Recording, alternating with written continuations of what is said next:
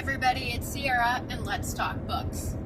So, I just finished up The Mysterious Bakery at Rue de Paris. Now, when I last left off, I was telling you a little bit about some of the characters. How the plot thickens and things twist. The story was a great way of talking about the horrific things done to the Roma gypsies. I'm horrible with this whole, cut me some slack. During World War II.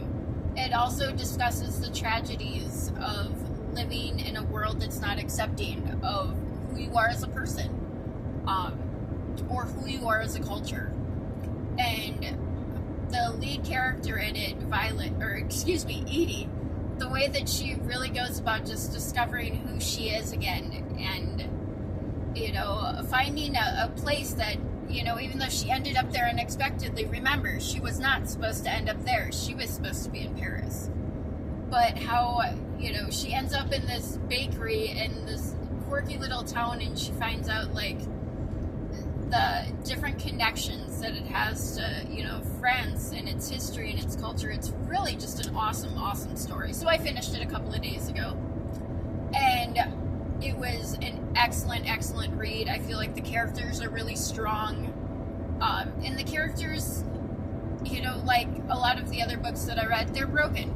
They have a past. They have a history, some good, some bad.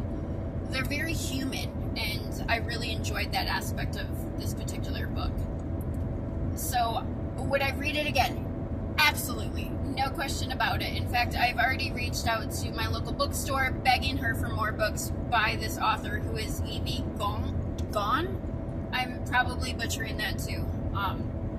But yes, so the book was The Mysterious Bakery at Rue de Paris, or on Rue de Paris, by Evie Gong. And it was an excellent, excellent read. Rough story of it. So this lady goes to take a job as an assistant manager in a bakery, and discovers that, guess what? It's not in Paris. But it's in this little quaint French town. And she discovers that this bakery has some mystery to it. There's a ghost. Maybe it's haunted. And that the lady that owns it, Madame Moreau, is not very forthcoming with information. But that she is raising her grandson, Manu, who delivers for the bakery. She gets to know people around there, so she gets to know a historian who runs a band, and she actually meets him through her, his wife. And then there's also, who the wife she ends up meeting, ends up becoming like a hairdresser to her. And she becomes friends with these people, and she gets to know people as they come into the bakery and become, she becomes ingrained in this community, and helps people along the way, helps the historian find another job besides being an amazing gypsy jazz player.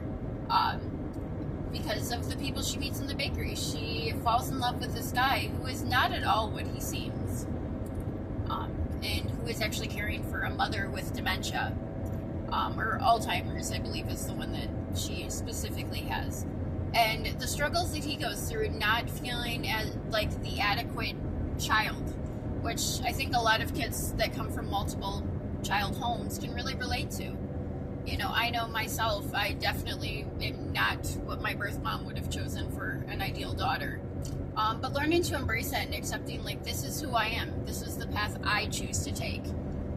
And that opening and that relief makes a huge, immense difference in how I think the story really takes hold, and the fight and everything that they have for this bakery. So hands down, an excellent read. I read it, of course, so you don't have to, but I encourage you to go out there, pick it up. If you don't pick up this book, pick up another book, read, go on those journeys, and hopefully it helps you find your path. This is Sierra with another episode of I Read It, so you don't have to. Have a great day, everybody.